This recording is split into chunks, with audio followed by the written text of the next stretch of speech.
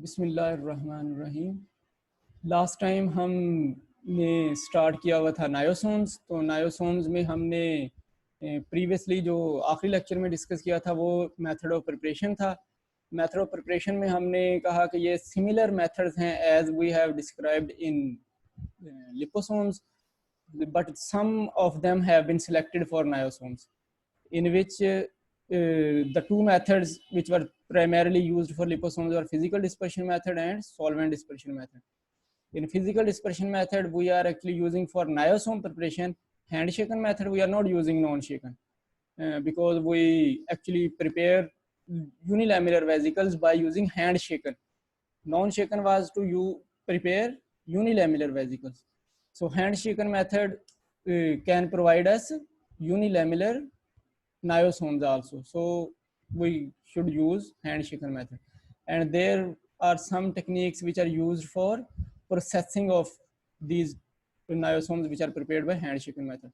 Normally microemulsification, in which we actually forced the niosomal preparation through a 5 micrometer membrane filter using a microfluidizer at a high pressure that reaches to a bifurcation chamber in which we have adopted a magnetic field, and during the bifurcation process the niosomes will be cutted into two parts, and those parts will move under the influence of magnetic field and will actually collide at each other at a right angle in between the interactive chamber to reform the niosome. In this way we can resize our niosomes. In ultrasonication we were actually using probe sonicators. In freeze thaw sonication we actually sonicated, then we freezed the solution, and then we actually centrifuged it, thawed and centrifuged it. In multiple membrane extrusion method, it was the separation method by using a membrane.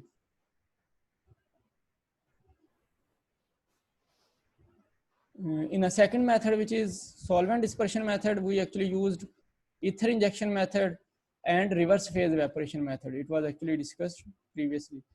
Now, for specifically which are not used, which are not we actually discussed during the liposomes, are proniosomes and bubble method. These are two different methods. So we will start with this proniosome. We also discussed proniosome previously in the last years. Proniosome are the preparations in which we actually coat our surfactant on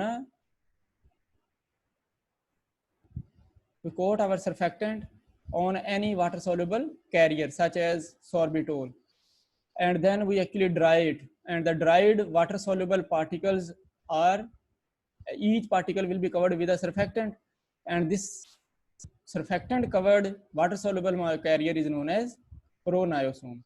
This proniosomes is prepared for, it is actually a prepared preparation that will be dispensed to a patient with instructions, or it will be actually normally prepared in the pharmacy before dispensing.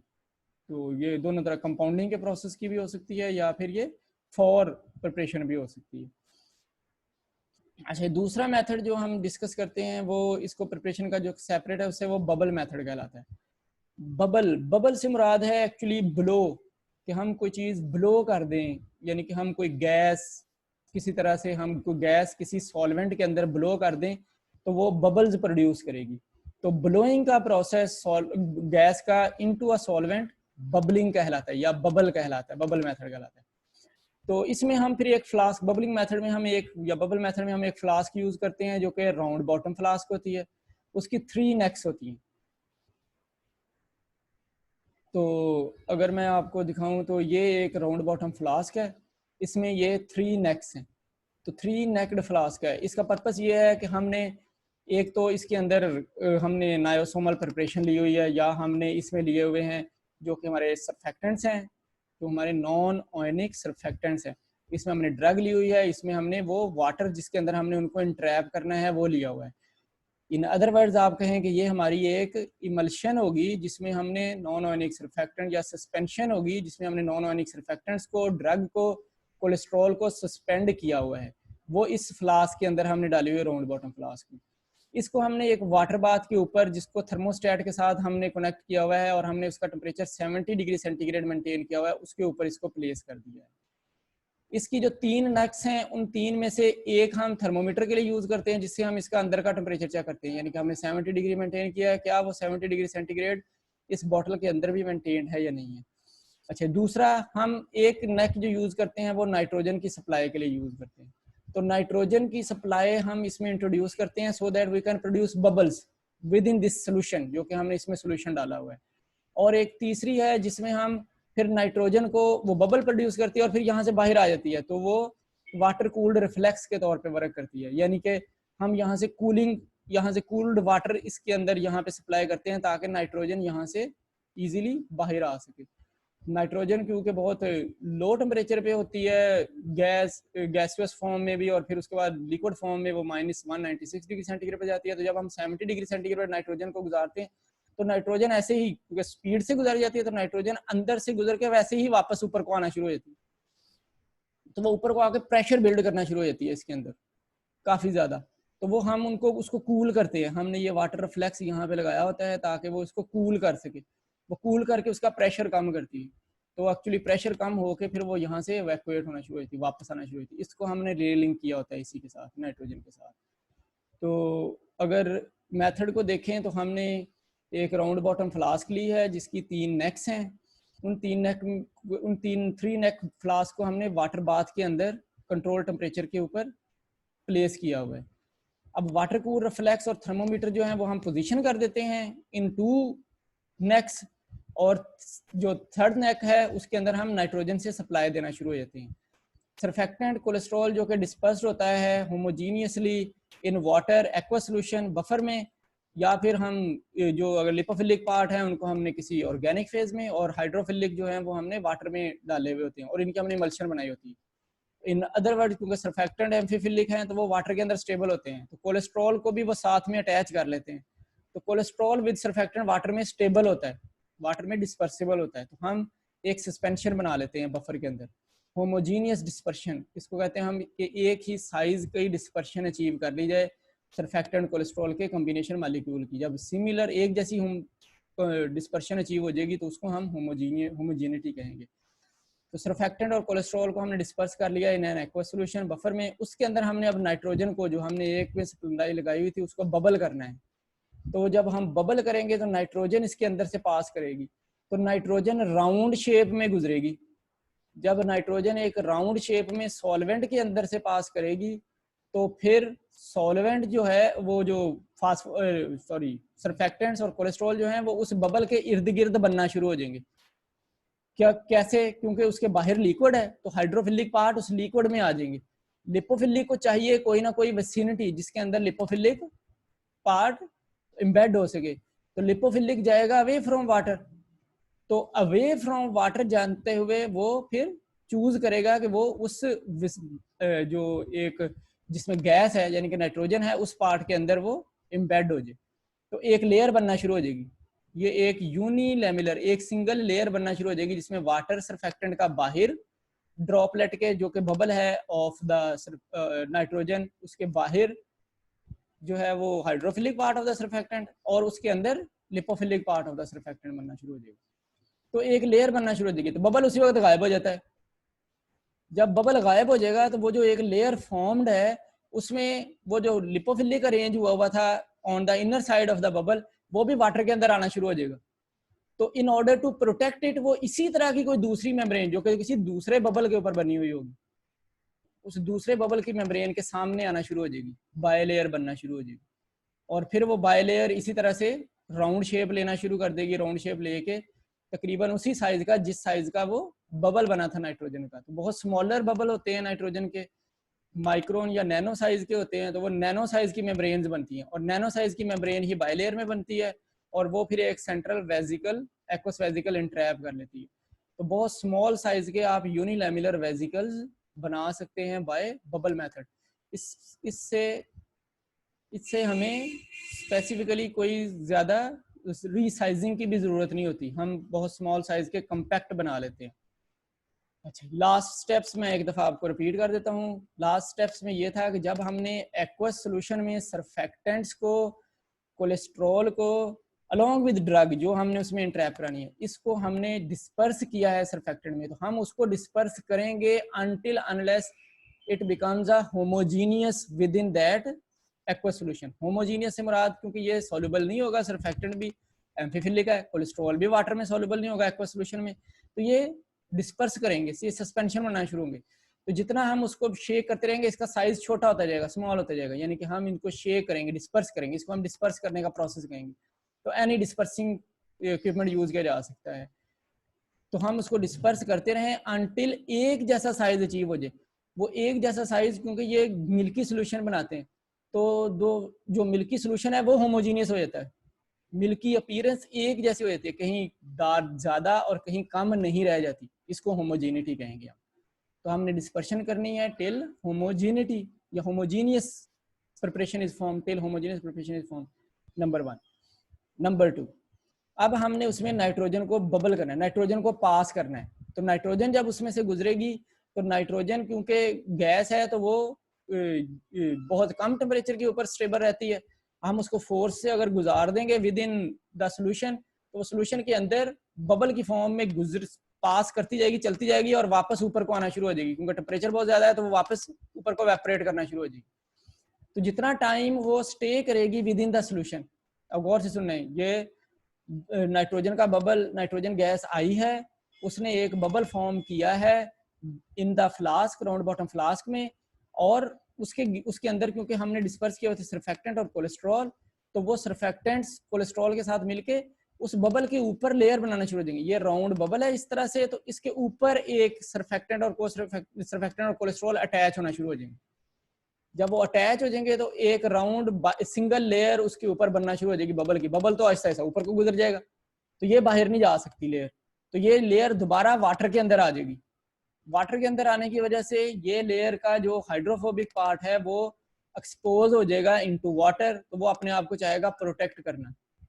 तो वो क्या करेगा, वो जो दूसरे bubble के ऊपर इसी तरह की लेयर बनी होगी वो उसके पास आएगा, तो ये दोनों बाय लेयर बनाना शुरू कर देंगे ऑफ द सेम साइज, जिस साइज का बबल, जिस बबल से ये गुजरा था। कोई भी एक लेयर डिफरेंट साइज की लेयर के साथ नहीं अटैच हो सकती, वो सेम साइज के बबल के साथ अटैच हो सकती है। तो एक जैसे बबल से जो लेयर्स बनी हुई होंगी वो आपस में अटैच होकर बाय लेयर बनाना शुरू कर देंगे, और सेंटर में यही एक्वस सोल्यूशन इंट्रैप करना शुरू हो जाएंगे।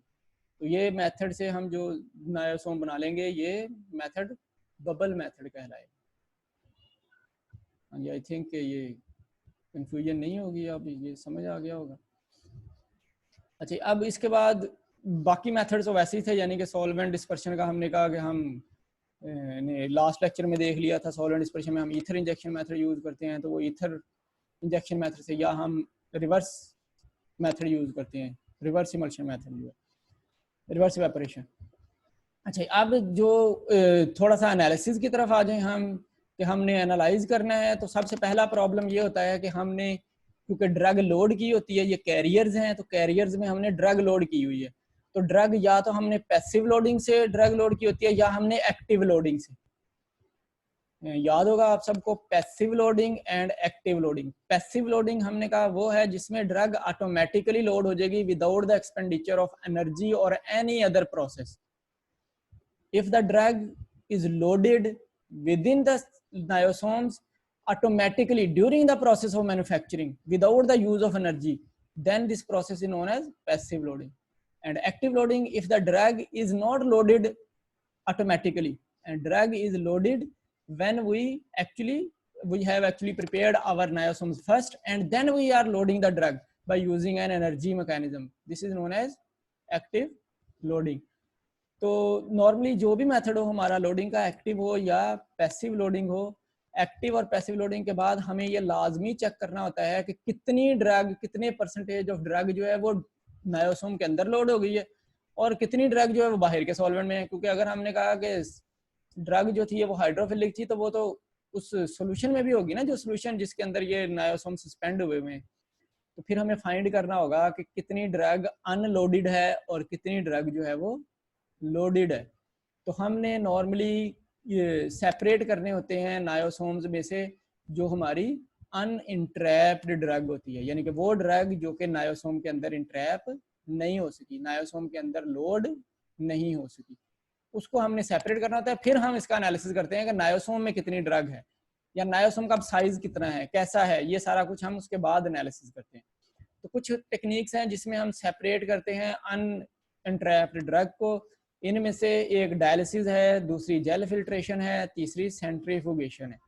इन तीन में से कोई टेक्निक यूज करके हम ड्रग को जो कि अनइंट्रैप्ड रह जाती है उसको हम सेपरेट कर लेते हैं। तो सिंपल प्रोसेसेस हैं, हमने पहले भी पढ़े हुए हैं, थोड़ी सी रिवीजन ही रिक्वायर्ड होगी। तो जैसे डायलिसिस में हम कहते हैं कि हम सॉल्वेंट को पास करते हैं थ्रू अ डायलिटिक मेम्ब्रेन्स। डायलिसिस की मेम्ब्रेन्स होती हैं, ये मल्टी मेम्ब्रेनस एक ट्यूब होती है जिसमें डिफरेंट पोर साइज का फिल्टर लगा होता है, बड़ा छोटा छोटा, सबसे छोटा बाहर में। तो सिर्फ सॉल्वेंट गुजर जाता है, बाकी सारा कुछ इसके अंदर इंट्रैप हो जाता है, छोटे पार्टिकल भी बड़े भी सारे इस डायलिसिस मेम्ब्रेन के अंदर इंट्रैप हो जाते हैं। तो नॉर्मली पेशेंट्स का डायलिसिस किया जाता है जब हमने उनका ब्लड को प्योरीफाई करना होता है, तो हम उनके सेल्स, प्रोटीन्स, न्यूट्रिएंट्स, बाकी ऑयंस, ये सारे के सारे, कुछ ऑयंस तो गुजर जाते हैं उस मेम्ब्रेन में से भी, लेकिन बड़े ऑयंस जो हैं वो नहीं गुजरते, मैग्नीशियम जैसे, सोडियम जैसे नहीं गुजरते। हाइड्रोक्सल गुजर जाते हैं, हाइड्रोजन गुजर जाते हैं, पोटाशियम गुजर जाते हैं, लेकिन ये नहीं गुजरते, क्लोरीन नहीं गुजरते। तो इनको हम सबको सेपरेट कर लेते हैं, उसमें से जो डायलिसिस मेम्ब्रेन है वो पीछे रह जाता है, वो हम दोबारा ब्लड में इंजेक्ट कर देते हैं बॉडी में, और बाकी सॉल्वेंट बाहर चला जाता है। इस तरह से हम इम्प्योरिटी साफ करते हैं डायलिसिस के जरिए। तो इन द सेम वे हम डायलिसिस के जरिए नायोसोम्स की इम्प्योरिटी साफ करेंगे। तो क्या किया जा सकता है, हमने नायोसोमल प्रिपरेशन को एक डायलिसिस ट्यूब में ले लेंगे। डायलिसिस ट्यूब होगी, यानी कि ये एक मेम्ब्रेन होगी, मल्टीपल मेम्ब्रेनस एक स्ट्रक्चर होगा, मेम्ब्रेन होगी, कॉलम लाइक होगी, लॉन्गिट्यूडनल कॉलम लाइक होती है ये डायलिसिस की ट्यूब।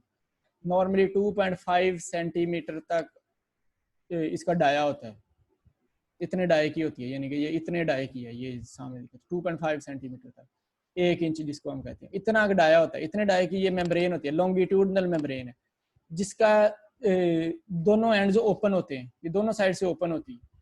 तो हम एक साइड इसकी टाई कर देते हैं, हमने नीचे से उसको टाई कर दिया, और दूसरी साइड को हम दूसरी साइड से हम इसमें नायोसोम्स ऐड कर देते हैं।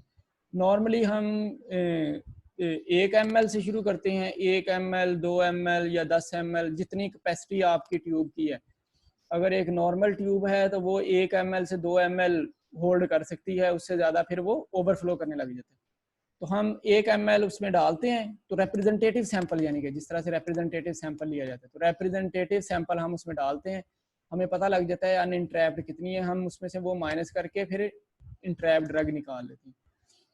अच्छा, करना क्या है, हमने डायलिसिस ट्यूब के अंदर सैंपल लिया, उसको हमने डायलिसिस ट्यूब को नीचे से टाई कर दिया, नीचे से हमने उसको बंद कर दिया कि उसमें से वो निकले ना, हमने उसमें 1 ml नायोसोम्स डाल दिए। अब हमने उसको हैंग कर दिया है, हमने उसको एक बीकर के अंदर हैंग कर दिया है। उस बीकर के अंदर हमने कोई फास्फेट बफर लिया हुआ है, नॉर्मल सलाइन हो सकता है, ये 0.9% सोल्यूशन, या कोई भी सोल्यूशन जो कि सलाइन फॉस्फेट बफर हो सकता है। आपने फार्माकोपिया में एक कैटेगरी में सलाइन फॉस्फेट बफर भी देखे होंगे जब आप बफर बना रहे थे, तो ये उसमें से सलाइन का बफर बनाया हुआ फॉस्फेट बफर। सलाइन की ये प्रॉपर्टी होती है कि ये हाइपरटोनिक होता है। हाइपरटोनिक से मुराद ये है कि यहाँ पे सल्यूट की कंसंट्रेशन बहुत ज़्यादा होती है। तो हाइपरटोनिक सोल्यूशन क्या करता है, जब वो किसी दूसरे नॉर्मल आइसोटोनिक सोल्यूशन किसी में या हाइपोटोनिक सोल्यूशन के सामने आता है, उसका ये काम होता है कि वहाँ से फिर उसने सॉल्वेंट विड्रॉ करना होता है और अपने अंदर ले जाना होता है।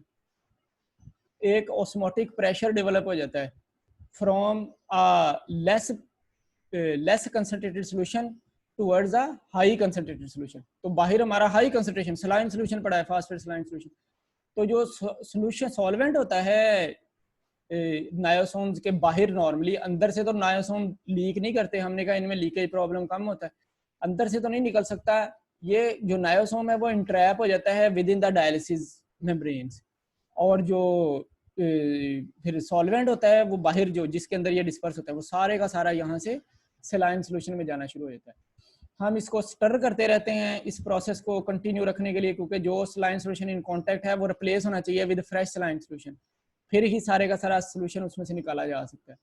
तो हम 37 डिग्री सेंटीग्रेड मेंटेन करके इसको 100 आरपीएम पे स्टर करते रहते हैं, और फिर हम सैंपल उसमें से जो फिर ये सलाइन सोल्यूशन बच जाता है फिर हम उसको निकाल लेते हैं, नायोसोम निकल जाते हैं अंदर से, ट्यूब हमने निकाली डायलिसिस तो उसमें से नायोसोम वापस आ गए, उनको हम दोबारा सॉल्वेंट में डिस्पर्स करते हैं तो वो नायोसोम डिस्पर्स हो जाते हैं दोबारा से सोल्यूशन के अंदर।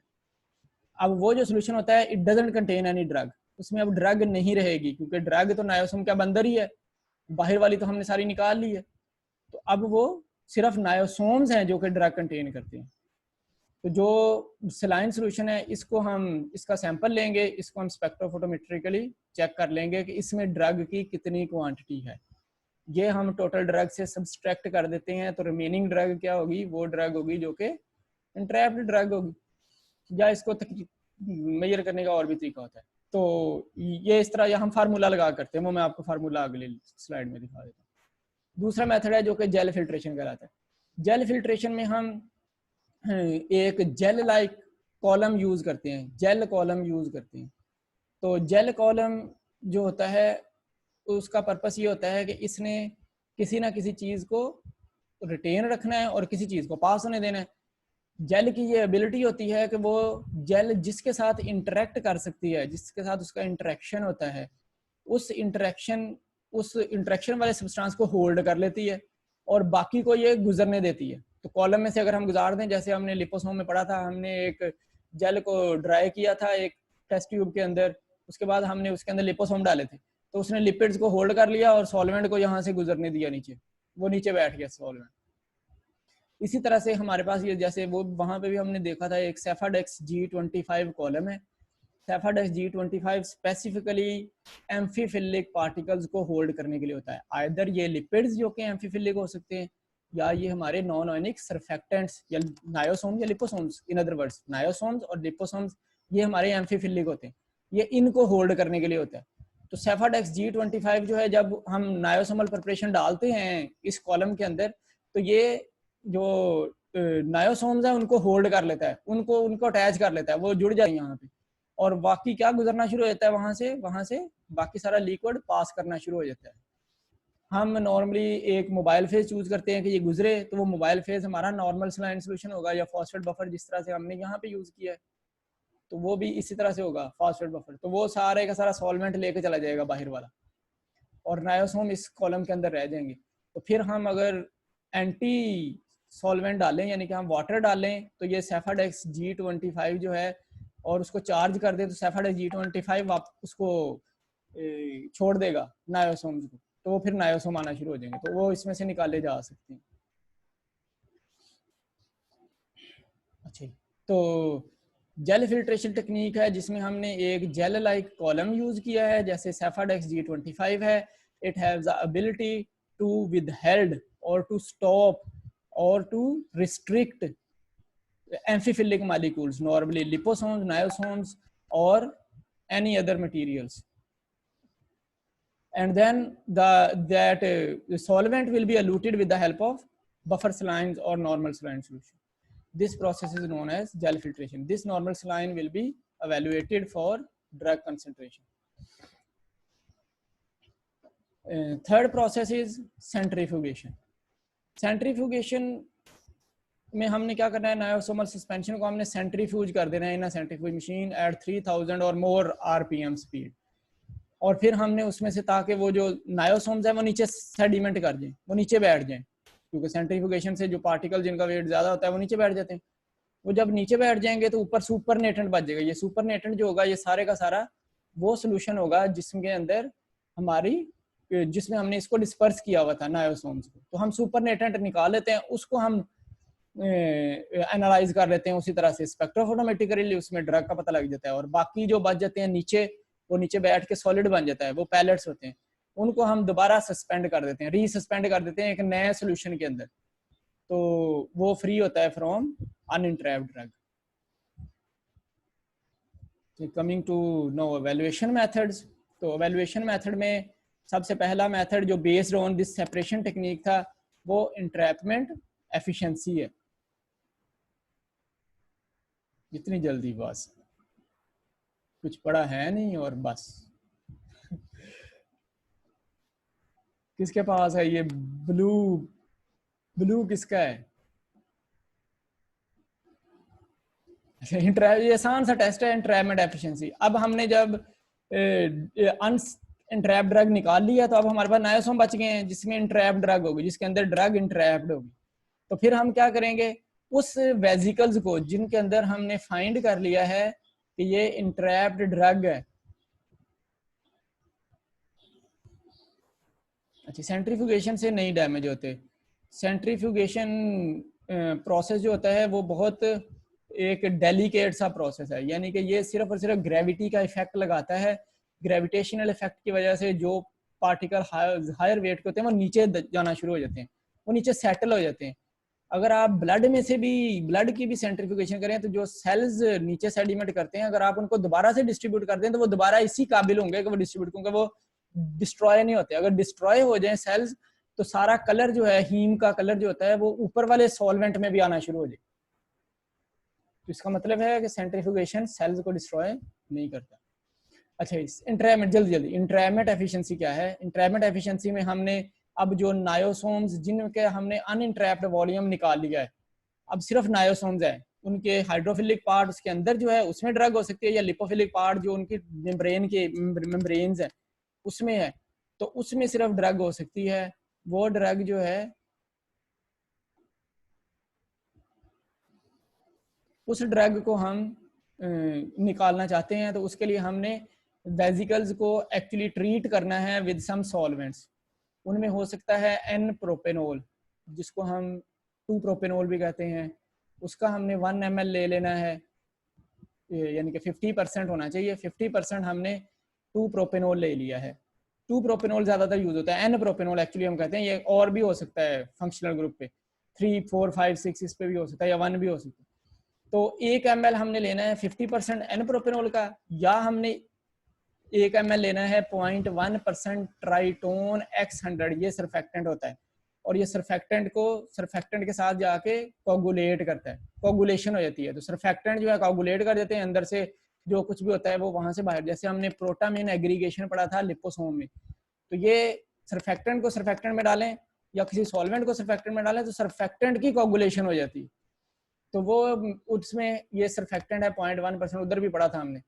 सर्फेक्टेंट है 0.1% ट्राइटोन X100, या फिर सोडियम लोराइल सल्फेट, ये तो जाना पहचाना है, आपने सबने सुना हुआ। Sodium लोराइल sulphate 2.5%, either of 50% N-propanol or 0.1% tritone X100 or 2.5% sodium lauryl sulfate. 1 ml of any of these ingredients will be added in a niosomes, and niosomes will disrupt, or niosome will actually aggregate and they will release a entrapped solvent and any kind entrapped cholesterol also and entrapped drug, lipophilic drug also. इसको हम थोड़ा सा थोड़ी देर हम इसको mix करते हैं, यानी कि हमने ये 1 ml डाला तो हम इसको थोड़ी देर मिक्स करते हैं। मिक्स करने से ये डिसरप्शन हो जाती है हमारे नायोसोम्स की, तो फिर हम उसको होमोजेनाइज, इसको कहते हैं हम होमोजेनाइजेशन। तो वो होमोजेनाइज हो गया, यानी कि होमोजेनाइज विद दीज सॉल्वेंट्स। फिर हम उसको सेंट्रीफ्यूज करते हैं, तो जो वो कोगुलेट किया हुआ सर्फेक्टेंट होता है वो नीचे बैठ जाता है, सुपरनेटेंट ऊपर आ जाता है। Supernatant will contain the drug, both lipophilic and hydrophilic, वो दोनों वहां से निकल आएंगी, वो बाहर आ जाएंगी। लिपोफिलिक डिस्पर्स हो जाएगी with in the aqueous medium, और हाइड्रोफिलिक सॉल्युबल हो जाएगी विद इन द सुपरनेटेंट। तो फिर हम इससे परसेंटेज इंट्रैपमेंट निकाल लेते हैं। तो वो ड्रग इंट्रैप्ड इन नायोसोम्स, इससे निकलता है कि जितनी ड्रग हमारा इस रिजल्ट से जो हमने यहाँ फाइंड की, जितना जवाब यहाँ से आता है वो हम न्यूमरेटर में लगा देते हैं, और जितनी हमने शुरू में ड्रग डाली थी टोटल, जो हमने सेपरेट भी कर ली, एक्चुअली हमने वो सेपरेट भी कर ली पिछले मेथड से, वो टोटल ड्रग से हम डिवाइड करते हैं, मल्टीप्लाई करते हैं 100 से, परसेंटेज निकालें, वो मैं यहाँ छोड़ गया। मल्टीप्लाई करते हैं 100 से तो ये परसेंटेज इंट्रैपमेंट आ जाती है। अच्छा, जितना वॉल्यूम यहाँ से निकलता है वो वॉल्यूम इनकैप्सुलेशन वॉल्यूम कहलाता है। हमने ये इनमें से कोई एक दोबारा से अगर है वो, तो हमने 1 ml डाला है 50% एन प्रोपेनोल का, या 1.1% ट्राइटोन X100 का, या 2.5% सोडियम लोराइल सल्फेट का। इसको हमने शेक किया है, शेक करने से वेजिकल्स की डिस्क्रिप्शन हो गई है, वो एग्रीगेशन हो गई है नॉन आयनिक सरफेक्टेंट्स की, उसको हमने फिर सेंट्रीफ्यूज कर दिया, तो जो नीचे बैठ गए वो सारे जो एग्रीगेटेड मटेरियल थे, और सुपरनेटेंट में सारी ड्रग आ जाएगी, हाइड्रोफिलिक भी आ जाएगी और लिपोफिलिक, क्योंकि वो ड्रग्स को ये नहीं कर सकते एग्रीगेट, तो वो ऊपर आ जाएगी। तो उसको हम ऐसे कर लेते हैं, उसका हम ऐसे करके हम उसमें ड्रग फाइंड कर लेंगे, वो ड्रग हम यहाँ लिख देंगे ऊपर, और जितनी हमने टोटल डाली हुई थी वो यहाँ लिख देंगे और मल्टीप्लाई कर देंगे 100 से, तो ये इंट्रैपमेंट एफिशिएंसी आ जाएगी। जितना वॉल्यूम इसमें से बाहर आया होगा, जितना वॉल्यूम वहां से बाहर आया होगा, हम वो मेजर कर सकते हैं वॉल्यूम, वो माइक्रोलीटर पर माइक्रोमोल में हम मेजर कर लेते हैं, तो वो हम मेजर कर सकते हैं। तो जितना वॉल्यूम उससे बाहर आया है उसको हम इनकैप्सुलेशन वॉल्यूम कहते हैं, या ट्रैप्ड वॉल्यूम।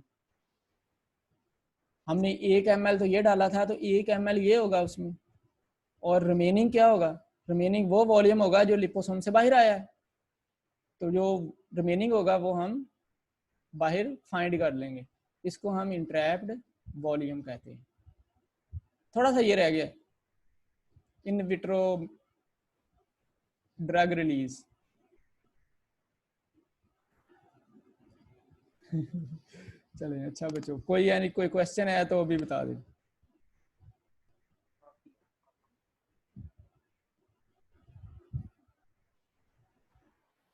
कोई क्वेश्चन है तो कर सकते हैं, सर टाइम टाइम भी सर खत्म जो होना हमने है। आज आज पढ़ा है, तो सर इसको डायग्राम नहीं है, सर डायग्राम से जरा ज़्यादा समझ आ जाती है और अच्छी समझ आ जाती है, इस तरह याद रखना मुश्किल हो जाएगा। वो डायाग्राम बनाने में टाइम बहुत लग जाता है, तो इसलिए वो मैंने जल्दी जल्दी बना दिया सारा, तो डायाग्राम इसलिए नहीं बनी। किस चीज़ में ठीक है सर। प्रोसेस में इतना ज़्यादा समझ नहीं आया, वो कोशिश कर लेंगे उसको डायग्राम में, इनमें से डायलिसिस में, जेल फिल्ट्रेशन में। सर पहले जो 3 प्रोसेस पढ़े थे ना, सेंट्रीफ्यूगेशन और उससे ऊपर वाले 2, ये वो डायग्राम से ज़रा ज़्यादा समझ आ जाती है, इसलिए कहा था। अच्छा,